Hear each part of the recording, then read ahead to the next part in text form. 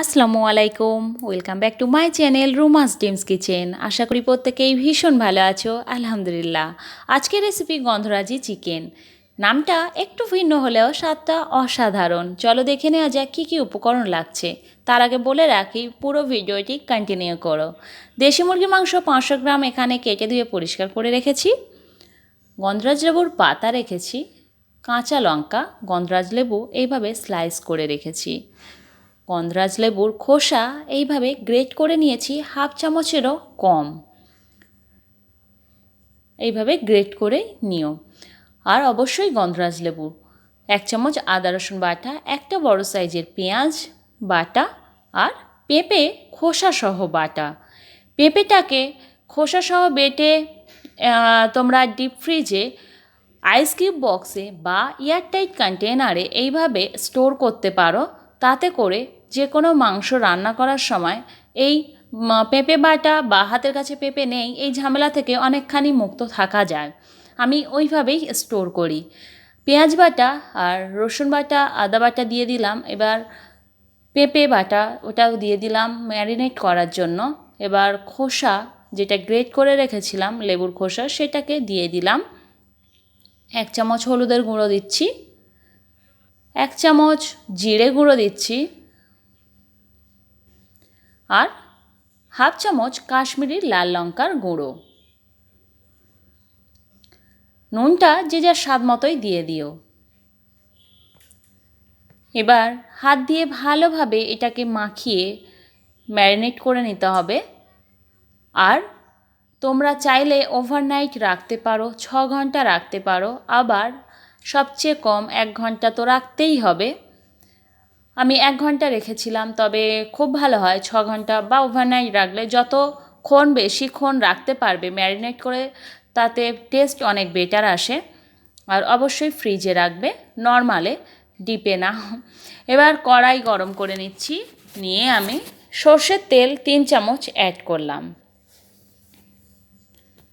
এর মধ্যে দিয়ে দিচ্ছি 2টো এলাচ একটু থেঁতো করে, একটা 1 ইঞ্চি মাপের দারুচিনি, 8টা গোলমরিচ।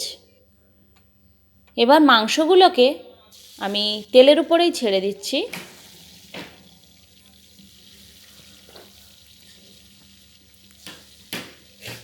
আমি এটা 500 গ্রাম মাংসের উপকরণেই দেখালাম, মশলাগুলো পরে অ্যাড করব। তোমরা মাংসের পরিমাণটা যদি বাড়িয়ে নাও, মশলার পরিমাণটাও বাড়িয়ে নেবে। তেলের উপরে এইভাবে 2 মিনিট একটু নাড়াচাড়া করে আমি ঢাকা দিচ্ছি 3 মিনিটের জন্য।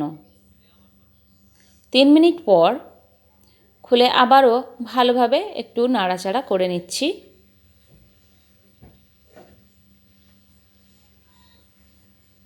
5 মিনিটের মতো এইভাবে একটু নাড়াচাড়া করে নিচ্ছি। তাতে করে মাংসটা অনেক ভাজা ভাজা হয়ে যাবে। এবার 3 মিনিটের জন্য আবারও ঢাকা দিয়ে দিচ্ছি। অবশ্যই লো টু মিডিয়াম ফ্লেমে রেখেই কিন্তু রান্নাটা করতে হবে, তাতে মাংসটা অনেক ভালো টেস্ট হবে। হাই ফ্লেমে রেখেই রান্নাটা করা যাবে না, কোনো রান্নাই হাই ফ্লেমে রেখে করা উচিত না, তাতে গুণাগুণ নষ্ট হয়। 3 মিনিট পরে আবারও খুলে আমি বাকি যে মশলাটা বাটিতে রয়ে গেছিলো সেটা অ্যাড করে খুব ভালো মতো কষিয়ে নিতে হবে। তাই মশলাটা অ্যাড করার পরে এইভাবে কষিয়ে নিচ্ছি প্রায় 10 মিনিটের মতো। আমার রান্নাটা ভালো লাগলে অবশ্যই লাইক করো, আর কমেন্ট বক্সে জানাতে ভুলো না। 2টো কাঁচা লঙ্কা আমি দিয়ে দিলাম একটু মুখটা ছিঁড়ে, আর গোটা লঙ্কা আমি 3টে দিলাম। লেবু স্লাইস 2টো দিয়ে 1 কাপ পানির মধ্যে অল্প একটু পানি রেখে কিছুটা পানি দিয়ে আমি একটু নাড়িয়ে নিচ্ছি। মাংসটা অলমোস্ট আমার কষানো হয়ে গেছিলো, তারপরেই পানিটা অ্যাড করে আমি এই টাইমে কিন্তু হাই ফ্লেমে দিয়েছি, তাতে করে পানিটা যাতে খুব তাড়াতাড়ি খুব ভালোভাবে ফুটে যায়। যেহেতু লেবুর স্লাইসটা দিয়েছি, তাই খুব তাড়াতাড়ি ফুটে গিয়ে ওর ঘ্রাণটাও ওর মধ্যে বেরিয়ে আসবে, আর বেশি ফোটানো যাবে না, তাতে করে তিতো হয়ে যাবে। 1 কাপ পানি দিয়ে হাই ফ্লেমে রেখে একটু নাড়াচাড়া করে নিচ্ছি, আর খুব ভালো মতো ফুটেও গেছে, তোমরা দেখতেই পাচ্ছ। 3 মিনিট মতো এইভাবে ফুটিয়ে নেওয়ার পরে আমি লেবুর পাতাটা এর মধ্যে অ্যাড করলাম। লেবুর পাতাটা দিয়ে এইভাবে একটু প্রেস করে দেওয়ার পরেই আমি কিন্তু ঢাকা দিয়ে দেব। আর এই টাইমে এই পর্যায়ে এসে আর ফোটানো যাবে না, তাতে করে তিতো হয়ে যেতে পারে।